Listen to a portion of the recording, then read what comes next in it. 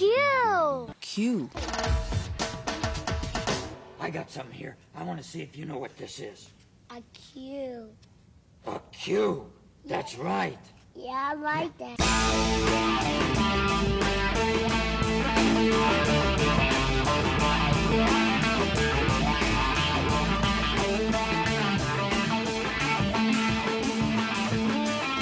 Hello and welcome from deep inside room 568 of the Taft Hotel. Don't say a word. This is the Q Filmcast.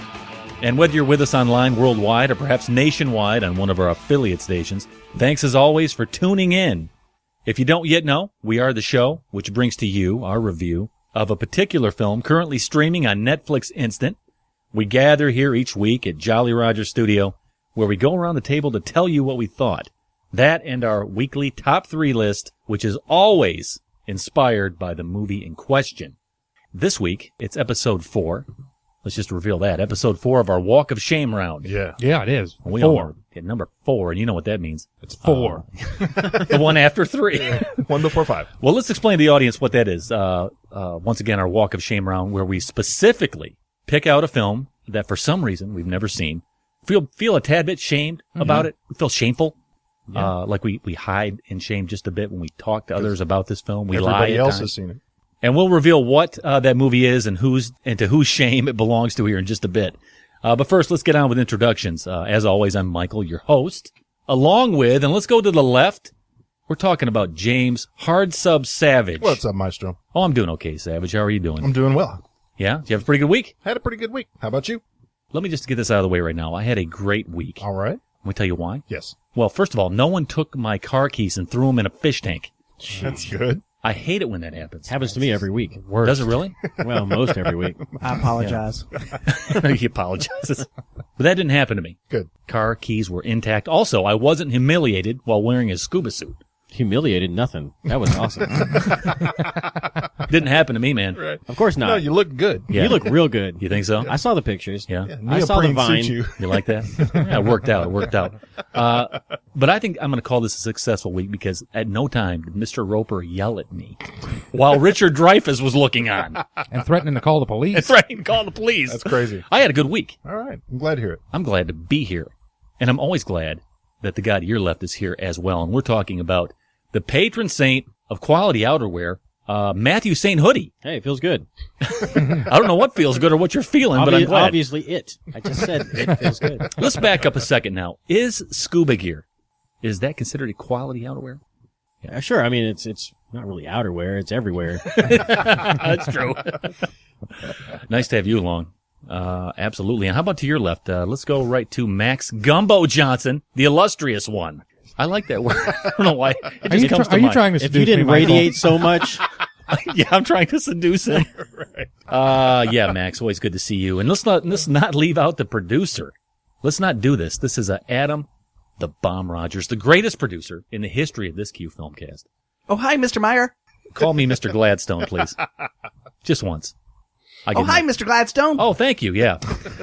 Okay, guys, let's get into it. That's us. And once again, we are the Q Filmcast. And you guys ready? You want to queue up this particular film? Yes. Let's do it. And let's reveal. Yeah. Let's see if we can figure it I'm out. dying to know what we watched. Let's reveal the shame. Actually, I'm pretty damn ashamed of this one. Yeah. I've never seen The Graduate in 1967. This is your walk of shame. This is my your walk of round of shame. Yeah. I see y'all peering at me and rolling your You eyes. can't say that again. I feel terrible. No, I can't say that again at all. Mm-mm, I feel alleviated. It's all behind you now. Really? It's a whole new world. But the memory haunts me, Hoodie. It haunts me. Yeah, I get that. Yeah. I just have, now I just have to worry about, well, never mind. You have Well, to, you you have can't to just- forgive yourself. You can't just lay around for weeks doing nothing. You got to start thinking about your future here. But he worked so hard. Right. Well, I know you can lay around and drink beer for a few weeks. I have nothing wrong with that. You know, if you haven't seen The Graduate, there's nothing wrong with laying around a few weeks and drinking beer until you see it. But once you've done it, Yeah. it's time to start thinking about your future now. Yeah. Well, don't worry about it, Max. I'm going to invest in plastics. It's all going to be fun. Not a bad idea. The movie is The Graduate. I am the shamed one. Yeah, I can't believe this. You know, it's like one of those that I've flipped by, I've flipped on, I've sat around for a minute or two. I've never seen it, okay? So there it is. It's on Netflix. How could I pass this up? It was either this or Butch Cassidy and the Sundance Kid, which I'm really not that ashamed of. Why? Because I don't like Glenn Campbell. Both Campbell. starred the same girl. Whoa, I'm leaving. Stop. Maybe we'll do round 2 and I'll get to that one. But right now we're talking about The Graduate, 1967, written by Calder Willingham and Buck Henry, directed by the late Mike Nichols. The irony here is that I decided to cue this film up about a week before Mike Nichols passed away. Mm-hmm. Yeah. I thought that was poignant to a certain extent that we get to talk about his work. Yeah. This was his first big film. This was the film that put him on the map, made him. Maybe one of his biggest films. Maybe. I've always enjoyed his work. We'll get into that in a bit. Yeah. They're always pretty straightforward films. Yeah. But, Mike Nichols, The Graduate, Who's Afraid of Virginia Woolf? I've seen that, Max, have you? A long time ago. And that was his first movie, That by the was- way. I think that was his first movie. Way to go, producer. That's right. Regarding Henry Wolfe, Closer, Charlie Wilson's War was his last. A little bit of trivia here. He helped start the famed Second City Improv with Jeremy Piven's mother. Did you know that? I didn't No know he way. started Second What City. a weird thing. Wow. It's kind of big time. Yeah. Let's just get into this just a bit. It's interesting. The guy was born Michael Igor Pechowski in Berlin, Germany, from which he fled in 1939. Good idea. Married to Diane Sawyer. Just in time. Yeah. Good idea. That's another good idea. Did you know he's only one of 12 people who are considered an EGOT? You know what an EGOT is? A guy that's won an Oscar, an Emmy, a Grammy, and a Tony. You said it in the wrong. You said a TIGO, but Oh, I don't know. Yeah. Oh, is that what the EGOT stands for? Emmy, Grammy, Oscar, Tony. Only Oh. guy. Only well, one of 12 guys. What am I saying? Not the only Hey, guy. at least I knew. Only guy I'm talking about tonight. I did too, but you're better than me. So. So that's Mike Nichols. We're going to talk about his second film, and the one he's probably most known for, and that is The Graduate. Yeah. The Stars- regiment. Graduate. Dustin Hoffman, Anne Bancroft, Katharine Ross. Ooh, what you think of that, huh? William Daniels, Murray Hamilton. Yes. Murray. Yeah. You know what this is? This is sick vandalism. I want those guys hung up by their Buster Browns. We're talking about the guy from Jaws. Mayor Vaughn. Mayor Vaughn. He of the jacket. He of the jacket with little anchors on it. Love Power jacket. Yeah. Definitely power jacket. Not to mention a very young Richard Dreyfuss in his first ever appearance on screen. I don't even remember him I in don't this. either. Yeah. You They came in behind Mr. Roper and said, "You want me to get the cops? I'll get the cops." Yeah. I mean like a 2-second in and out, hoodie. You know a lot about 2 seconds in and out, don't you? That's I my knew it that's was my coming. area of I expertise, knew it really. was Now think about it. You had Hooper and Mayor Vaughn in the same movie. Well, I didn't even consider that. Yeah. Whew, let's get on with this. People who also like this film liked Annie Hall, Butch Cassidy and the Sundance Kid. How would I know? Roman Holiday and Chinatown. Does that make sense? I know. No, that's, Chinatown. I love Chinatown. the algorithm doesn't work. Okay. That's just an algorithm. We No, talked about. those are correct. Those all are lumped together. Katharine Ross is in Butch Cassidy. Oh, is she really? Whoa. Oh, okay. See, there's your little tie-in. That's freaky. It's not. It's an What's- algorithm. It sounds good to say it's Okay. freaky. We talked about our top 3 list that it always inspires. This is no different. Top 3. Let me say this now. There's different ways to say this. There's Yes, there are. one very popular way to say this. Right. It's an acronym. It's an acronym, but we're talking about top 3 seductive movie moms. There you go. Let's move along and let's get into this. We always defer over to the critics, and we're going to do that in a second. First thing, though, let's talk about how to keep up with us. I almost forgot to do Yeah, that. let's do that. Why did I not consider that earlier?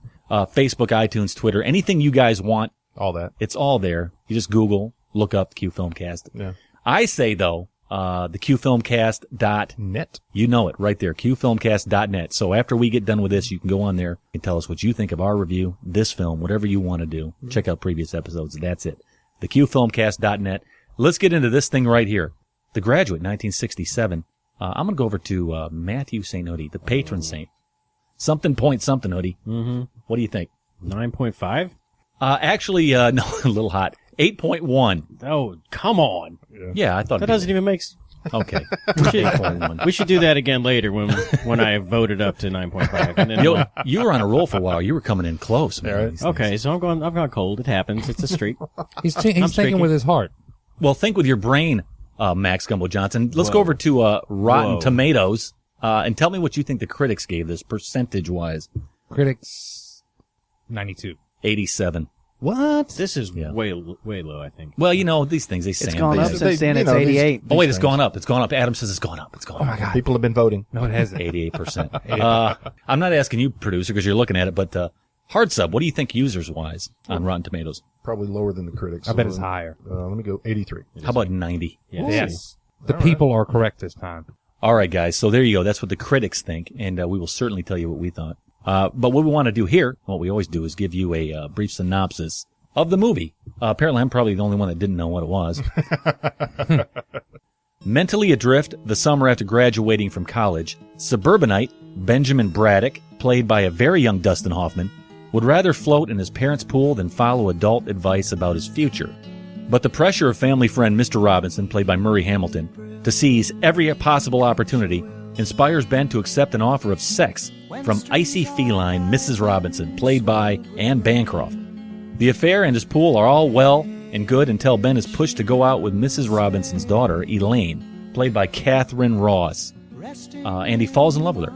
Mrs. Robinson sabotages the relationship, and an understandably disgusted Elaine runs back to college.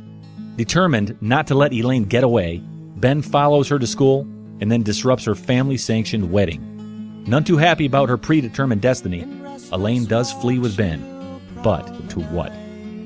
The Graduate was met with positive reviews from critics upon its release, and in 1996 was selected for preservation in the U.S. National Film Registry as being culturally, historically, and aesthetically significant.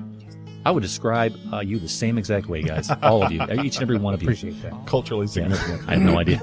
Initially, the film was placed at number 7 on AFI's 100 Greatest Movies list. Man, that's up there. You break a top 10? Yeah. Woo! In 1998. When AFI revised the list in 2007, it sank. The film was moved to number 17. 10 films in between. What happened from 98 to 2007? That's what I'm saying. I want to know these 10 Avatar. films. No, Avatar. Get out of 10. Titanic came out. Judgment Night. No, Judgment Night. Judgment Night, yeah. I'm kidding about Avatar. What could have knocked it off?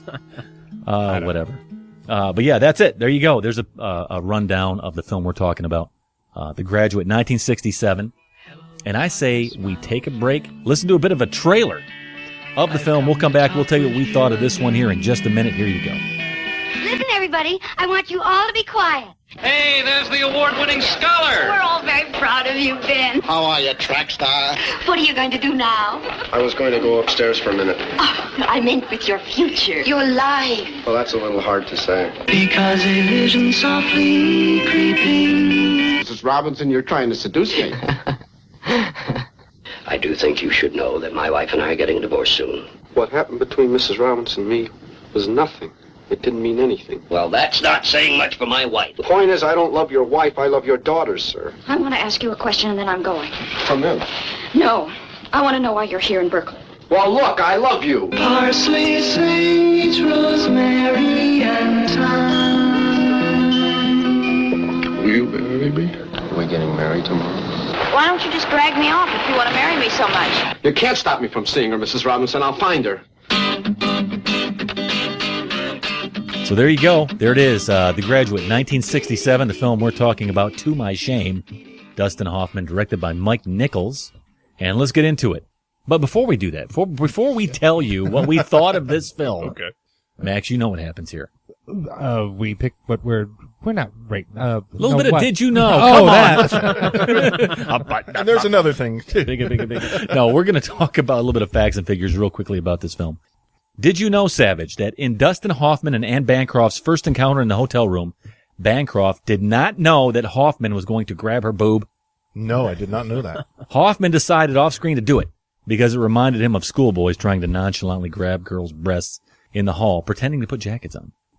Did you know, Hoodie, did you know that apparently Dustin Hoffman's screen test consisted of him fumbling his lines and awkwardly trying to grab Katharine Ross's ass?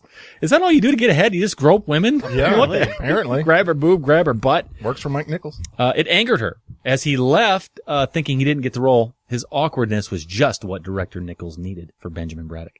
Awesome. Gosh, I'm just going around such groping women. All right. Apparently you get ahead. I wouldn't do that if I were you. Hoodie, in the famous promotional still for the film, did you know that Dustin Hoffman is seen in the background framed by Mrs. Robinson's shapely leg, but the leg in that photo did not belong to Anne Bancroft? No. You didn't know this? Of course not. It belonged to Linda Gray. Oh, switch. she's got nice legs. Let's see what I got here. Oh, did you know that although Mrs. Robinson is supposed to be much older than Benjamin, Anne Bancroft and Dustin Hoffman are just 6 years apart? Really? My God. Did you know, just a couple more here, Robert Redford screen tested for Benjamin. Candice Bergen screen tested for Elaine.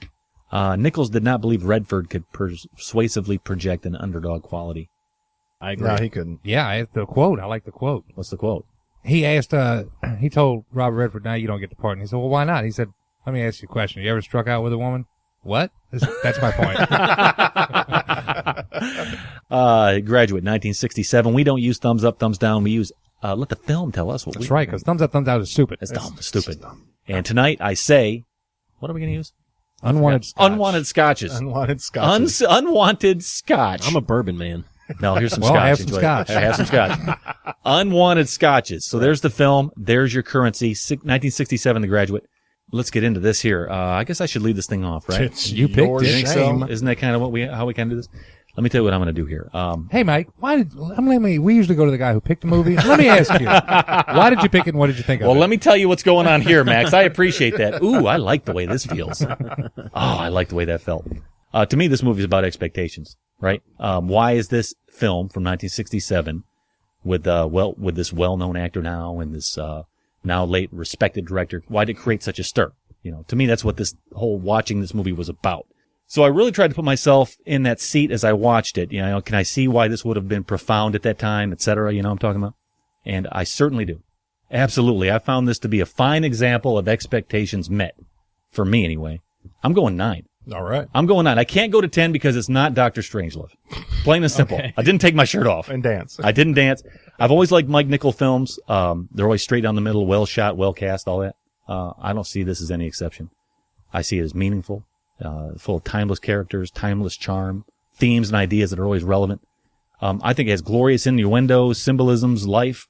I loved it, man. And Dustin Hoffman, I thought I knew him. I thought I knew what he could do until I saw this. Go figure. And, I think this is a precursor to Wes Anderson and everybody else. I like this movie. I liked it a lot. I'm going straight up 9. Give me 9 scotches, bourbon, scotches, whatever. It's scotch. It's scotch. What do you think of that? I was surprised that it rang this good with me because I've seen pieces of it and thought I'll get around to it. Shame on me. Yeah, right. Hey. Shame on me. Let's go over to James Hartsub Savage. I'm going 9 scotches. What about you? Well, I liked it as well, and I'd seen it before, but a long time ago, and I just have the iconic images, like the red car, the leg, those iconic images. That's my only memory of it. So, in a sense, as I was watching it for the first time as well, it's incredibly good. Yeah. I'll go with an 8. Yeah, can't hate on it. Can you, Hoodie? What do you say? No, I'm completely in line with you. You pretty much said everything I'm thinking about it. And, too, while I was watching it, I was like, I never realized what a Dustin Hoffman fan I was either. Yeah. But, right after this, I was telling Max that I watched, Kramer versus Kramer just because I wanted to see more Dustin Hoffman. Really? And he killed that too. I can't think of a bad movie the guy's done. How is he not my favorite guy ever? I don't know. I don't know, but but he has range, man. He's just crazy good. Yeah. Well, who knows? I haven't seen it, but I'm right with you. 9. Yeah. It's just fantastic. I want to go to a 10, but for whatever reason, I just can't get there. I'll tell you what. Okay, Savage, can't wait to hear it. Let's go over to Max Gumbo Johnson. You know the routine, you know the currency. We're talking about scotches. 1967 Graduate. Max, what you going to go with? I'm kind of like James. I saw this a long time ago, and I call it the deer hunter effect. Yeah. You see something when you're probably not at the right age to watch Right. it. It's okay to watch it, but you really don't get the full impact Or of it. understand what you're watching. Well, you understand it, but it's like, well, I just don't really You're connect just not with there. that. You're just not there in your there life yet. yet. Yeah. Right. So it almost was like watching it for the first time again, and I watched it 3 times. I completely love this movie. I think it's fantastic. I'm going 10. You going to go 10? I'm going 10 on this one. He took off his shirt, danced around the Did room. you dance? I was thinking of going 9, but I was like, I can't help it. I can't think of anything wrong with this movie. It's an exemplary. It's an exemplary example. I like that. Exemplary example. It's great. It's fantastic in every aspect. Nothing wrong with it. I could get there with you if it wasn't for Dr. Strangelove. Let's see what happens there later. And ironically, Deer Hunter was that Deer Hunter effect film for me. Deer Hunter was the Deer Hunter effect film for me, too. We have another coined phrase, the deer hunter effect. Speaking of the deer hunter effect. Yeah, and we're also full of venison, ironically enough. Producer, it's up to you. You're going to end this. You're going to round this out. What do you have? I love scotch. I want a lot of scotch, but I cannot drink that much scotch on this. I'm only going 6. It's half of a good movie. Half of a good movie. I think you're talking about the second half, probably. We'll figure it out. We have stuff to talk about for sure. All right, so 6 for you, Max. What is the total here? How many scotches? 42. 42 scotch. It's not bad. Should be bourbon, but scotch. Absolutely. Okay. I'm once again I'm past disappointed. It's moved past disappointment with me. I'm hoping one day Adam It's will resignation, come around. right? Yeah, it's resignation. I was waiting for a big sandbag. I was thinking 3. I like the car though. That's what got me there. You know that thing. That is a pretty car. soundtrack. It was the voice of Kit. You always make Adam sound like W.C. Fields when you make fun of him. Ah, baby, yeah.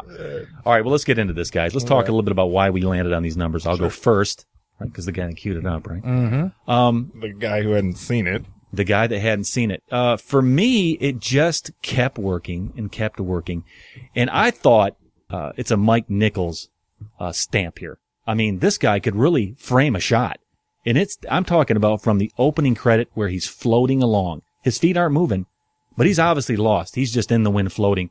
The Simon and Garfunkel score, the music that goes along with it, it's just in pace with what you're looking at. Sometimes a bit overplayed. Just a bit, right? I've But got a theory on that. you do have a theory on that? We Yeah. can talk about that. I'd like to hear some. That's the only little tweak that I would make is sometimes it felt really heavy-handed. But back to Did You Know? I understand why Wes Anderson said this movie made me want to make films. Because I think this was groundbreaking. I mean, I'm looking back as a 1967 audience member. I don't think you've ever really seen up to that point this much quirk and charm brought to you so profoundly. And what I liked about the film was it stayed true to itself. I mean, I read some critiques of this saying, well, some of the characters weren't well defined. But what I got lost in were the big themes and the big ideas. I mean, Elaine, Mrs. Robinson, Mr. Robinson, they all just represent things that are going to happen to everybody along the way, especially as a male. When do you break out and become your own man? Is society and structure and all the stuff and the trappings of just being sucked into what they think you should be? That's represented in Mrs. Robinson, in his father, and that's all I needed. The big idea behind this film, and once again, Elaine, the idea of escaping that and running away with youth and venturing out on your own. All these things were just so well defined and so well put out there that I could just really grab onto them, and I understood completely what this movie was.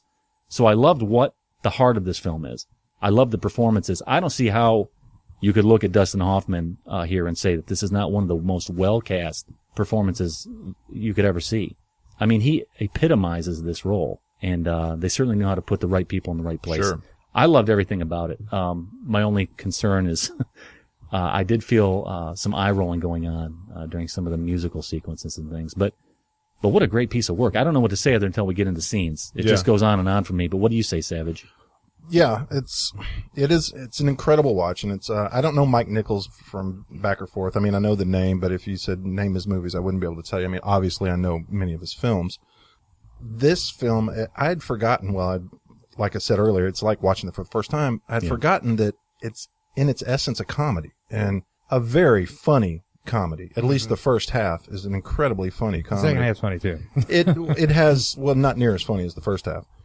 The whole opening scene with with Dustin Hoffman, and there was I see where Adam Sandler kind of lifted his shtick. Thought the same exact thing. Shades of Barry Eakin. Yeah, a little bit. Mm-hmm.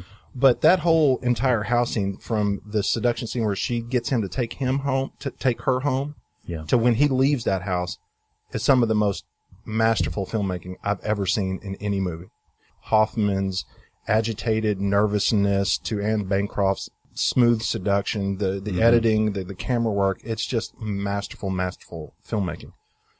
And the tone, the quirkiness of the entire film, I did feel that it switched once he met the daughter, Elaine. And then it became more of a drama. Right. And so this quirk, this lightness of it kind of disappeared for me in the second half, up until the reveal with Mr. Robinson. And then his reaction brought back some of that kind of playful humor. But even then, it was almost like two different movies. Yeah. And that's why I couldn't give it a 10. If it had kept the tone from the first half to the second half, I would have been with Max. Complete 10. It's a perfect movie. Yeah. There's definitely a clear break there. Yeah, and then there's some really neat thematic stuff, like every time he feels alone, there's water. He's either in the water, or he's looking at his aquarium, or he's in the bathroom. Or how about the last scene of the movie, to jump way ahead, but he's literally behind glass. He's the fish. Yeah.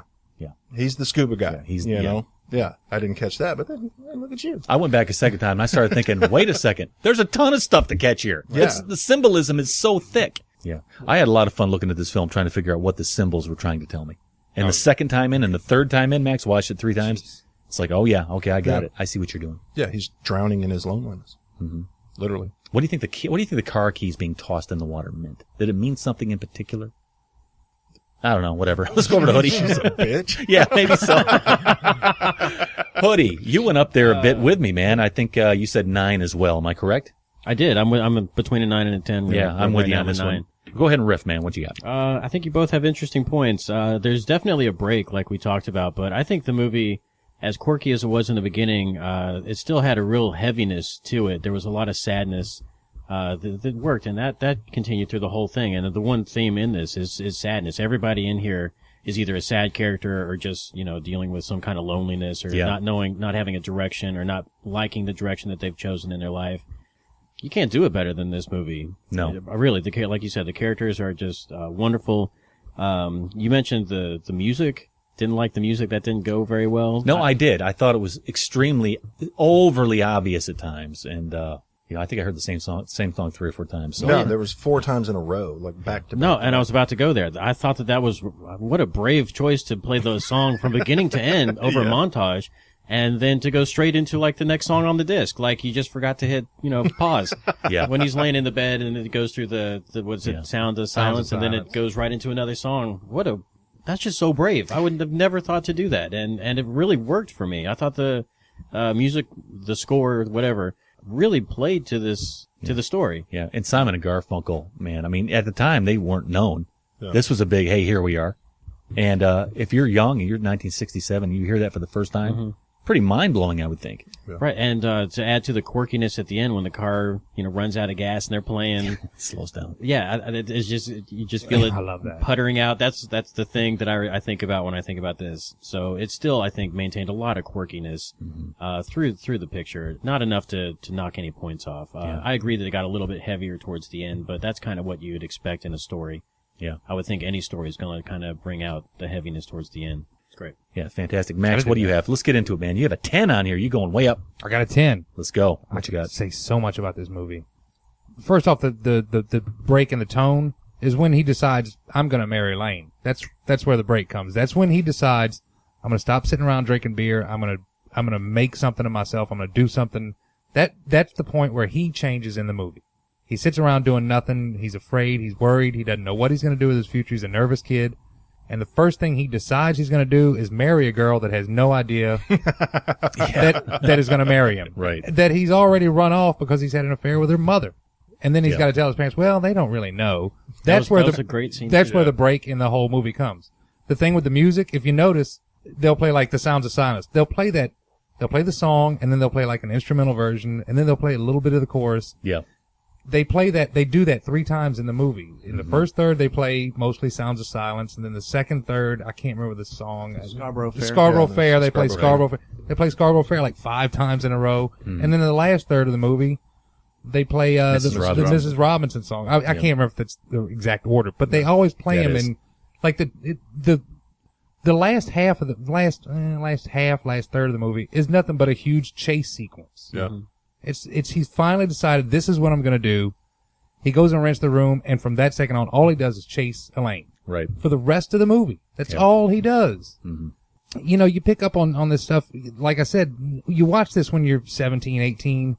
Like, I don't get it. You hadn't reached that point in your life yet. But now you watch and like, okay, I can identify with this guy. I've been there. I got out of college and I kept working at this dumpy ass radio station. Right.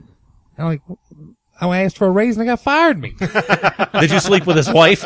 Oh God, no, not this guy. But then, I was like, okay, well now what do? I've got to really hunker down and do something. Yeah. And I did exactly what he did. I sat around for a couple months. I'm like, oh gosh, what am I going to do? Yeah.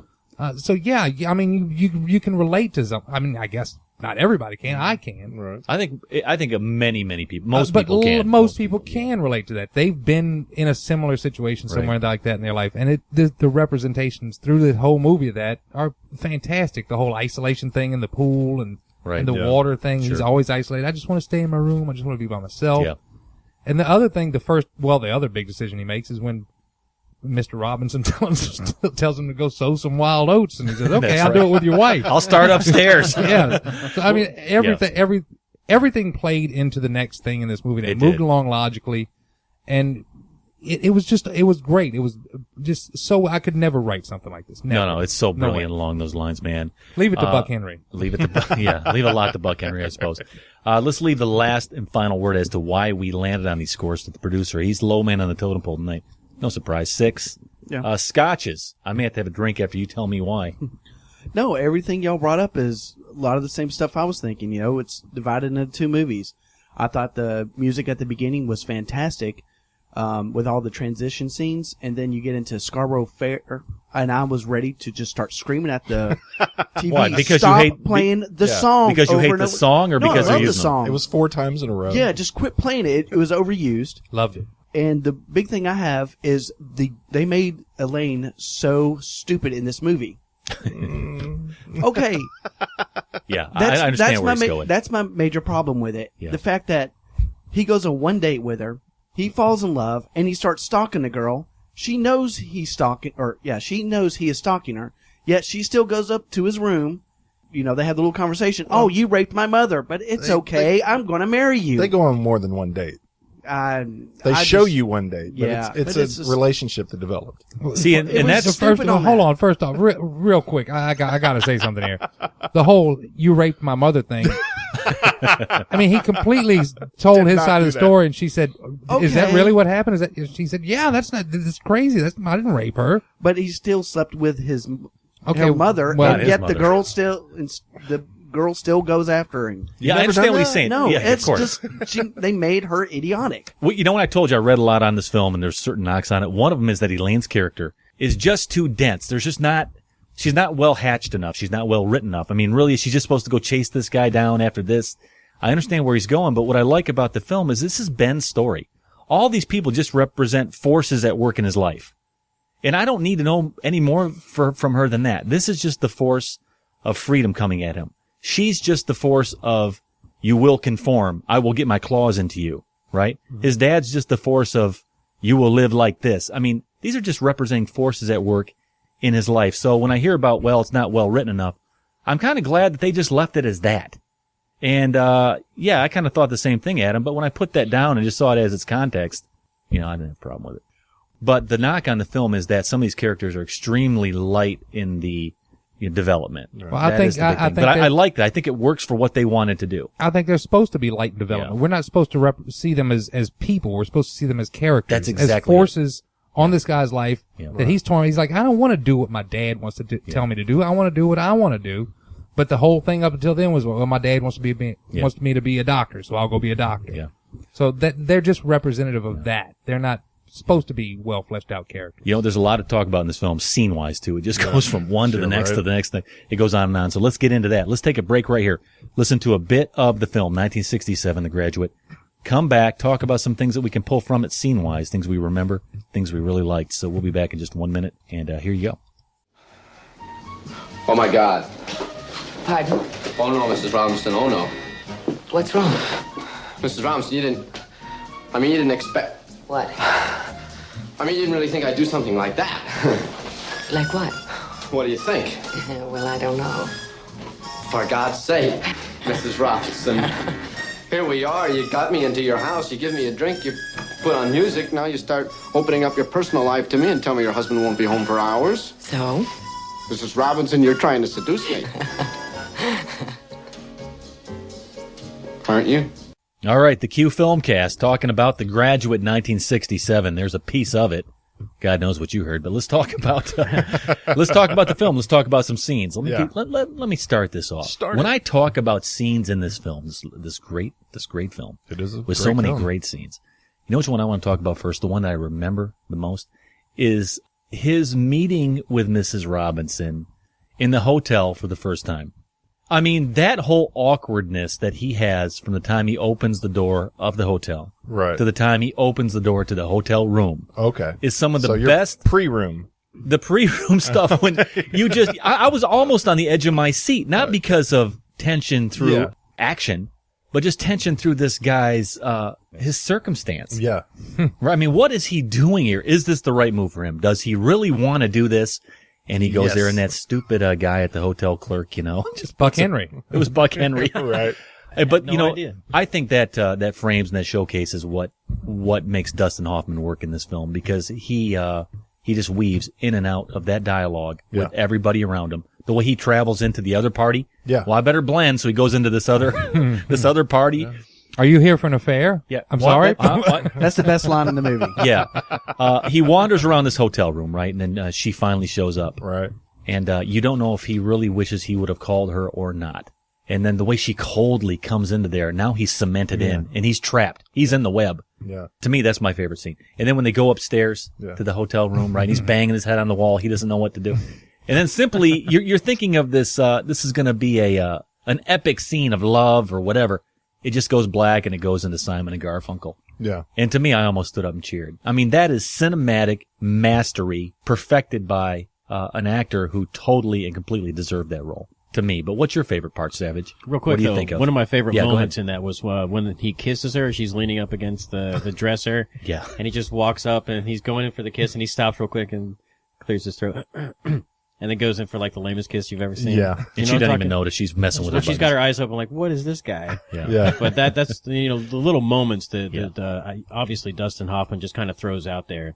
Unscripted, I would even imagine. I heard there was a lot of improv from him on this. Yeah, I think just that's really makes this such a warm picture. Well, just as a point, you're talking about the improv where he throws stuff in there. When he decided to go up and grab her boob there, Yeah. you notice he turns his head to the sides because he started laughing so hard. And when he broke from that, he walked up to the wall and started banging his head on the wall to try and stop laughing. Is that what that was? That's exactly what happened. Wow. in And it that just scene. felt organic, too. I And- sense that was... Nichols liked it so off much, the he said, page. he thought that was so funny, Yeah. he just left it in there. But what about you, Savage? What you got here? I like the scene at the end with the confrontation of Mr. Robertson in the boarding house, Yeah. where he interpreted everything as a threat. Would you please not clench your fist at me, sir? I'm sorry, sir. I'm sorry. Yeah. But yeah, it just it picked up back the humor, and it drew me back in. I really like that scene, and I like the scuba scene a lot. Yeah. Just the isolation of that, and then the framing of it, where you're looking through the silent breathing mask, the scuba mask of him, and then just it's neat camera work for 67, where he plunges into the water, and he's just sitting there. I mean, it's tragic and it's sad and it's funny all at the same, and poignant all at the same time. But what is that scene supposed to tell us about Benjamin's circumstances? The director was going for a womb effect on that. Okay. He was in the womb. Look at him producing on the fly, looking it up Womb online. effect? I read that. Waiting to Yeah. be That's what I said. reborn kind of thing, yeah. Well, I didn't pick that up. I didn't get that either. It's I think he was just, it showed his isolation, and then throughout the movie, I think that's a theme. Every time that he's alone, that he's either looking at water, he's involved in water. There's The scuba diver in the the tank. scuba diving where he's in the shower, or at the fountain at Berkeley when he's all alone and he's with the fountain. I mean, there's water equals isolation for him. It equals, I think, I understand what you're saying. I would think that the water equals more of like an escapism thing, like that. Could like be. him going down and just sitting in there was the only time he could get away from these people that want him to be something that he wasn't. Yeah. So, and that really, to me, sorry to cut you off, but the ending, when he figures out that, this is what I'm going to do, he's been sitting around complacent for the better part of a couple weeks, maybe a couple months. And he says, this might not be the right thing that I'm going to do, but I'm going to do something. Right. And Anything, she's cute, so I'm just all in. And he makes that trek all the way to the end of the movie, which goes to my favorite scene, which is the last scene at the church. Mm-hmm. And you're talking about him actually being behind the glass, which I think is completely apt. I think that's really intuitive. All of a sudden, he's the fish. and He's they're always looking at been, him. through the whole thing, it's always been, he's been isolated from everybody around him. He's been running. And you have this youth that we've all been there. We've all wanted to run away from what we have to do, from this life that's, I'm there now. well, I mean, it really is. It's like, chomping on our heels and we're running away from it. So he runs to the one thing that he has, and that's basically Elaine. Yeah. Getting married. Well, geez, I would do the same thing if I was in his shoes. And then she's running away from, everything that her parents Well, she turns to her mother and and her mother says, "It's too late for you." And she goes, "Not for me, not for me." And she runs out and meets Ben. Right. And then the bus scene where they're, laughing at first and they're, just, wow, look at what we just did. And the laughter just kind of falls into, oh crap. That's a scene a lot of Hoodie. That's a scene a lot of people who detract from this film say they don't like. What are they trying to tell me at the end? They sit in almost stoic silence, looking forward. What, going into the abyss? They don't know if that's a happy ending or a sad ending. It's just left so arbitrary. But what did you think of that? I think that both of the kids, they're just kids, and they're just running away. So they decided to do this, this grand gesture to each other. And being a kid, I've made so many grand gestures. I'm just a grand gesture kind of guy. And some of them were, very, unrequited, requited. Yeah. What did you think of the bus being full of old people? Did you like that symbolism? I didn't really pick up on who was on the bus. I was very old. Interesting. Yeah. But no, I just thought that it was really nice that they decided to run away, and I think that it was ultimately a very sad scene when the smiles kind of fell off of them. Yeah. And that's really what it is. It's a sad movie all the way through. You can't get away from some kind of sadness. So many great scenes. Adam, what do you have to say over there? Okay, here's my take on the ending. I liked it. When I first saw it, I was like, oh, this is really cool. It's a great, who knows what the future's going to hold. But IMDb ruined it for me. I really wish they wouldn't have said. The whole thing was that the director was trying to get them to laugh, and then finally they just stopped laughing, and he just kept filming it. It was a mistake. It's not a mistake. No, it's not a mistake. It wasn't meant to be there. Okay, but he could have cut it out. The director still made the choice to keep it going and to put it in there. And he got lucky. Okay, that's why I don't watch extra filmmaking. It bothers me. Wait, I got to get this to 118 minutes. What am I going to do? I guess I'll just leave that 30 seconds of them staring into the camera. This whole movie is lucky. Dustin Hoffman and the boob shot. That's a lucky shot. It's fantastic. That's lucky. Yeah. So the whole thing is luck. I mean, you can plan and plan and plan, but. And that is the theme of the movie, really. but to say, yeah, and that's just ridiculous. To say that they ruined it because they couldn't keep them laughing.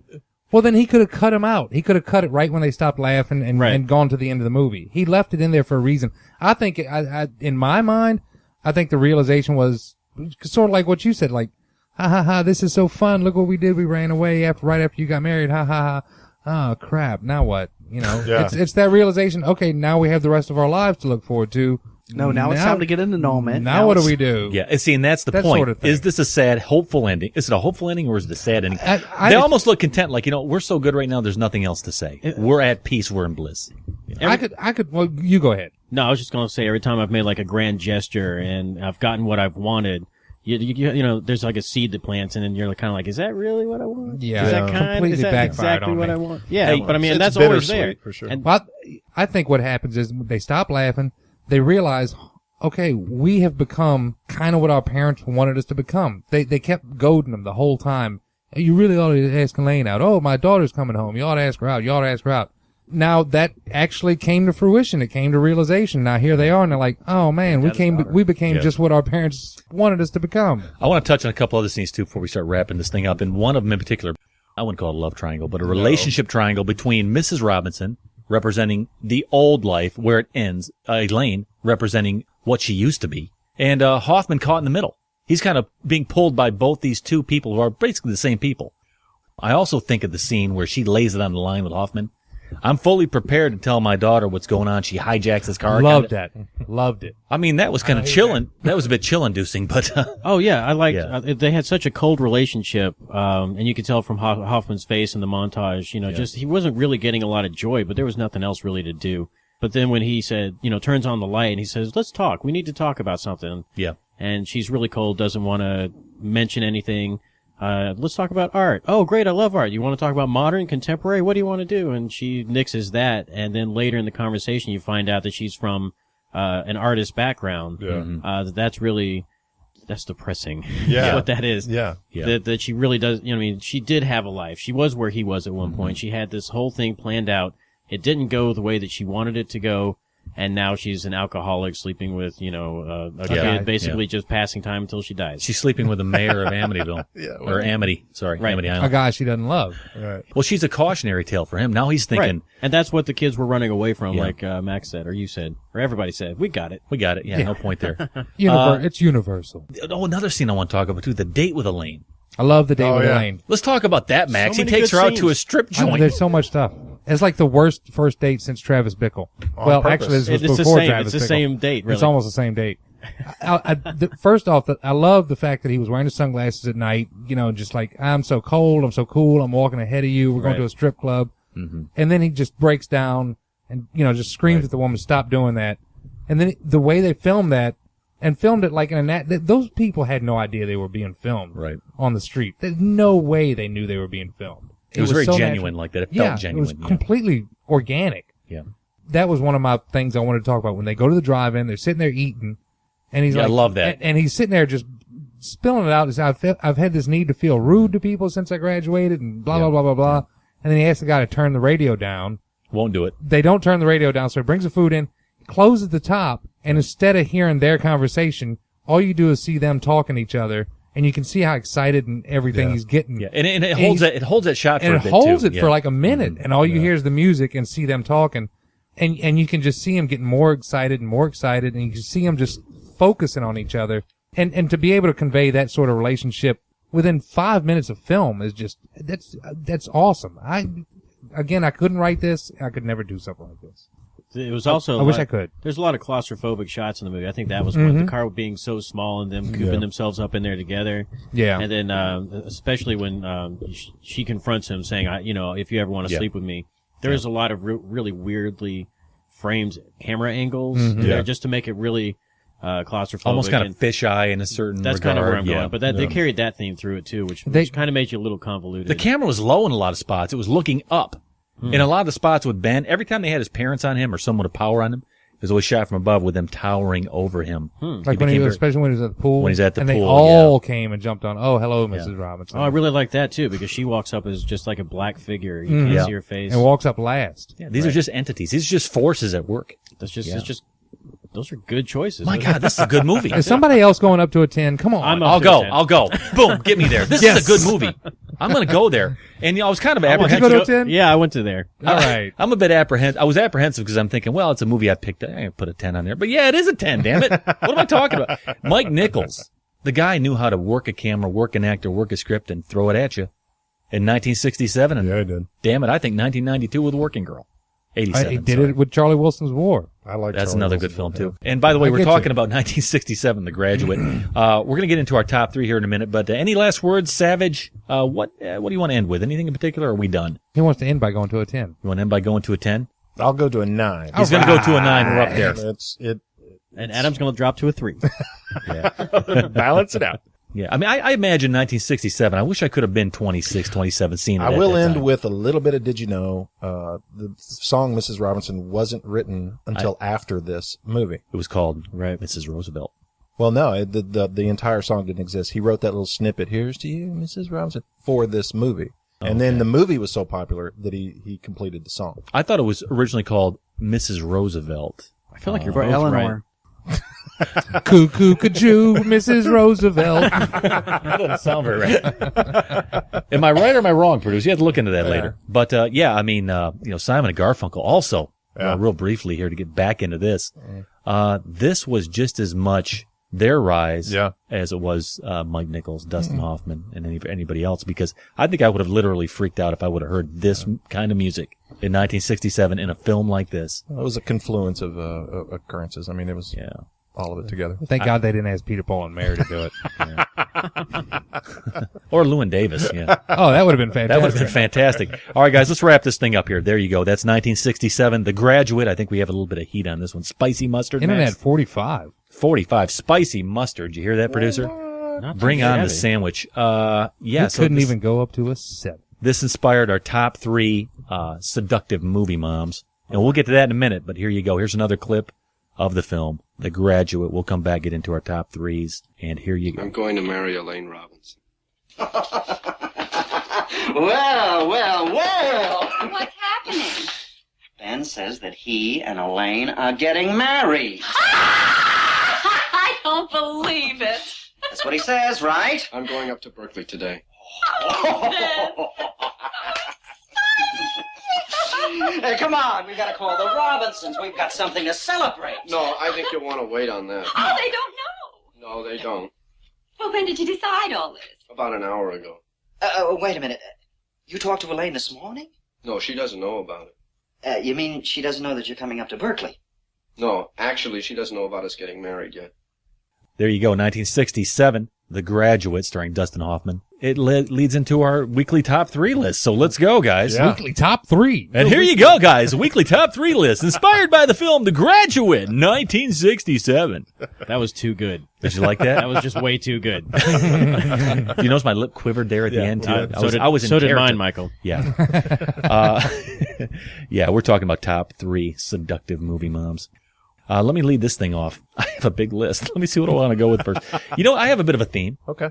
You're going to seduce me with your sweetness, your gentleness, your kindness, Really? Your heart. because I'm a married man, and these are all the things that I was seduced by my wife by. Wow. So I looked for qualities that obviously led me into my marriage, right? Can we all agree on that? Then you look for chefs, Yeah. right? And Gotcha. chefs, you know my rule.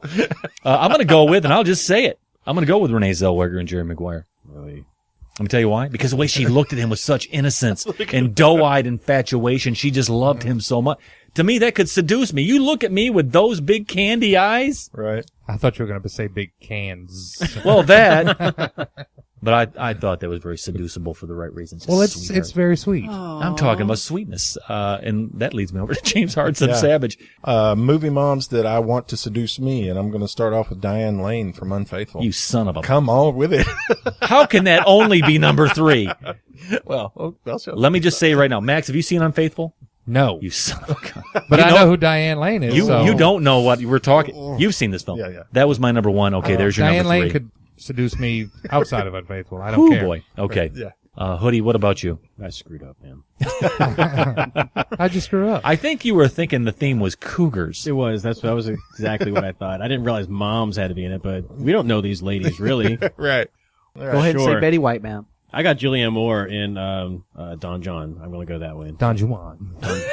Don John. Anybody? Don Juan. I know. I don't know. Oh, yeah. I know the movie. She was a mom in Boogie Nights, so She was a mom in that one, too. Right. Okay, well, that works. That's Yeah, fine, as long as she has had birth. But also, part of mine was the cougar. Like Right. a younger Cougar guy and aspect. an older lady had to hook up, too. So this was a tough list, man. I got you. Well, for me, I'm too. feeling it. Let's go over to the producer real quick, though. Adam, what's your number 3 seductive movie moms? Missy from Bill and Ted's Excellent Adventure. Okay. She seduced the 2 dads of theirs. And tried to seduce the sons. That was Bill's stepmom. Yeah. Yeah. In the first one. Esquire. And then it was Ted's stepmom. And the second one. Whoa. Whoa. Max Gumbo Johnson. That's a good answer, producer. It is. Number 3 is Beverly D'Angelo in Vacation. Oh, yeah. Oh, Now, who didn't? I'm not even going to finish my sentence. Did you see the video? I loved it. The hot, wet wife. Hong, hong. I have a big list. My God, you took my number 1. My number 1 is Diane Lane. Okay. Well, what's your number 2? How about Natalie Portman from Brothers? She was a mother. She was A brother? I don't want to go with her brother, but Natalie Portman. You know, obviously, it's Natalie Portman because she's class. I think she's class. That's the word for it. And in Brothers, she was a mother, so I'm going to go with Natalie Portman in Brothers. You could went Queen Amidala. Did she have a kid? No. Did she had have a 2. kid? Yeah. Luke and Leia? Oh, damn, that's right. You know how I feel about those She films. wasn't nearly as sexy in that, though. She wasn't sexy at all. There was nothing sexy about those No, movies. I'm going to go with just Natalie Portman. I thought of the first film where she was a mother and his brothers. Okay, so there you go. Savage, what's your number 2? Jane Seymour, Wedding Crashers. Ooh, okay. Max, does that qualify? Yeah. Okay. Jane Seymour, she's a Bond girl. Come on. I got you, man. Hoodie, number 2. We're talking about seductive movie moms inspired by The Graduate. What's yours? Or whatever you got. Sure. Heather Graham in The Hangover. Ooh. She was a mom. Wait a second. She Mom. was. And what was the baby's name? Don't remember. Yeah. Hey, you. That's right. Baby. Bane of my existence. Roller girl. Producer, what's your number 2, producer? Another seductive mom from Hall Pass who seduced a young boy. Christina Applegate. Holy crap, what an answer. Right. That's a good answer. I wouldn't call it a film. It's a funny romp. It's a movie. It's a movie. I liked it. Popcorn movie. And she was good in it. She was really good. She's good in everything. I like her. She has some class, too. I like those classy, seductive moms. Yeah. Max, what's your number 2? Lay it down. I want to pick it up. What you got? Number 2 is a kid. Oh, God. Drove me crazy. Jo Beth Williams. Poltergeist. Oh, yeah. Oh, man. Going back, baby. Oh, yeah. That's that And their little 1980s. cotton Yeah, and that gray streak in her hair. Don't you think it's hot? What? You don't like it? I'm with you there. Early 80s linoleum on the floor. Jo Beth Williams. Ugh. Ugh. Big wooden spoon nailed to the kitchen wall. Oh, Mom, I'd like yeah. to nail something to yeah. the kitchen wall.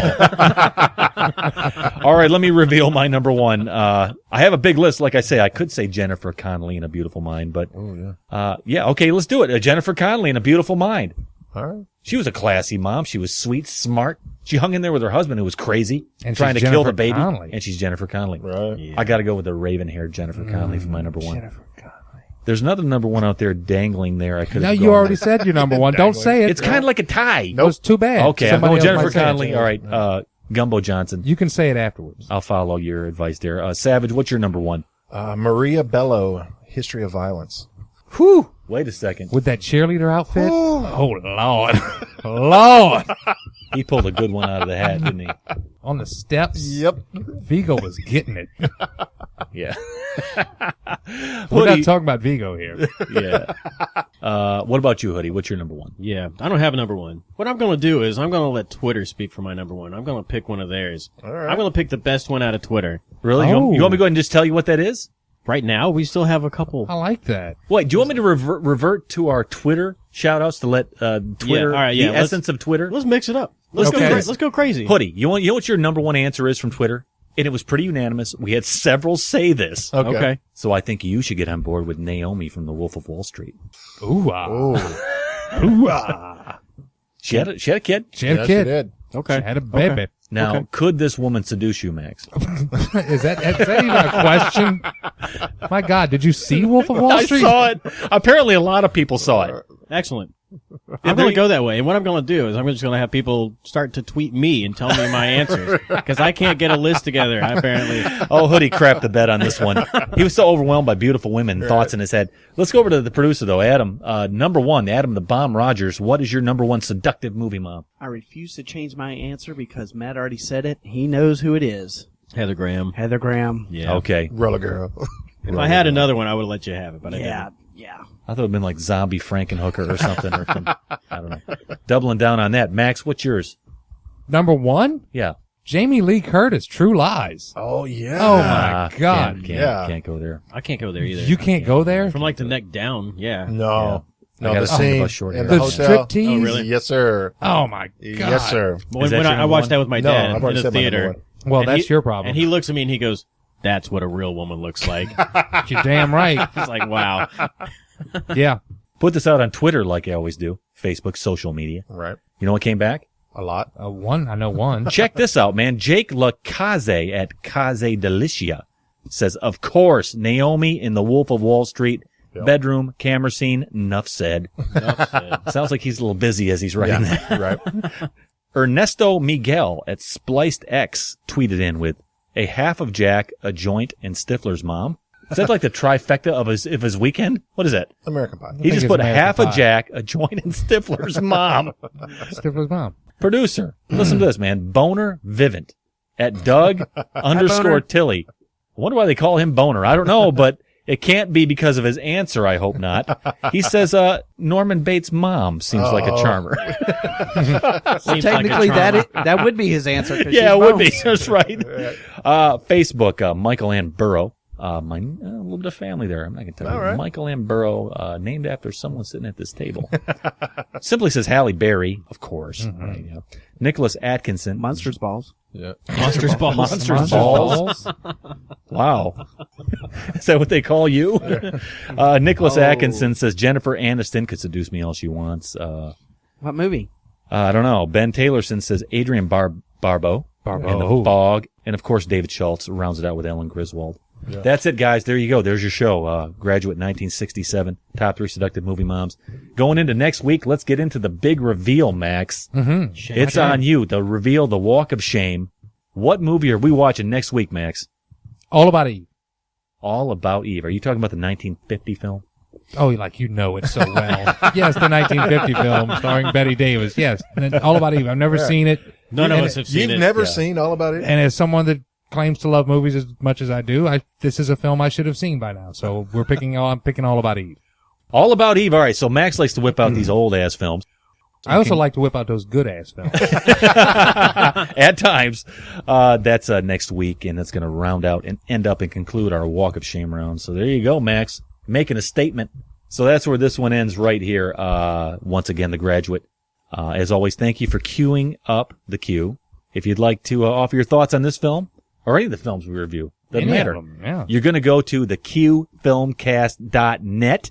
I'll help you out with that, Savage. Just go there. We're always happy to hear from you. So join us again next week. Going to queue it. Going to review it. 1950. All about Eve. And until then, however it is you say plastics. She's a MILF and she's mine. Kids 6 and 9. She's a MILF and she's mine. My baby, she's so fine. She's